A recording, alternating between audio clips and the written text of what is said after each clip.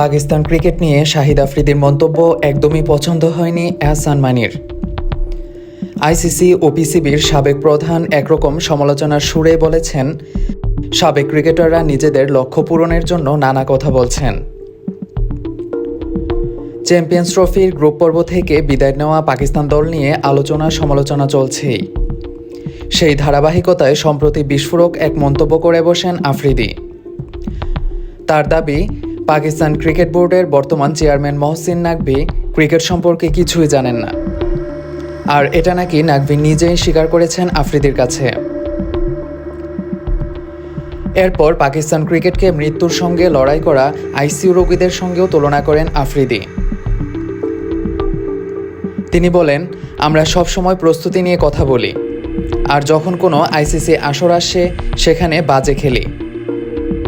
এরপর অস্ত্রোপচারের কথা চলে। সত্যি কথা হলো, ভুল সিদ্ধান্তের কারণে পাকিস্তান ক্রিকেট এখন আইসিইউতে। আফ্রিদির এসব মন্তব্য পছন্দ হয়নি মানির। তার কাছে এমন সমালোচনার কোনো ভিত্তি নেই। তিনি বলেন, শাহিদ আফ্রিদি বা অন্য কেউ কি বলছে সেসবকে আমি তেমন গুরুত্ব দেই না। তাদের ব্যক্তিগত এজেন্ডা আছে, কিংবা অন্য কারণও থাকতে পারে, তাই আমি সেই আলাপে যাব না। এসব নিয়ে আমার কোনো মন্তব্য নেই। আমি শুধু এটুকুই বলবো, নেতৃত্বে আসতে হবে পিসিবির চেয়ারম্যান ও পরিচালনা পরিষদের কাছ থেকে। চ্যাম্পিয়ন্স ট্রফির এলোমেলো আয়োজন নিয়ে আইসিসিকে কাঠগড়ায় দাঁড় করিয়েছেন মানি। তিনি বলেন, যেভাবে টুর্নামেন্টটি আয়োজন করা হয়েছে খুবই হতাশাজনক। এর দায় আইসিসির। যখন তারা ভারত ও পাকিস্তানকে টুর্নামেন্ট আয়োজনের দায়িত্ব দিয়েছিল, দুই দেশের মধ্যে বর্তমান সম্পর্ক কথা জেনেই দিয়েছিল।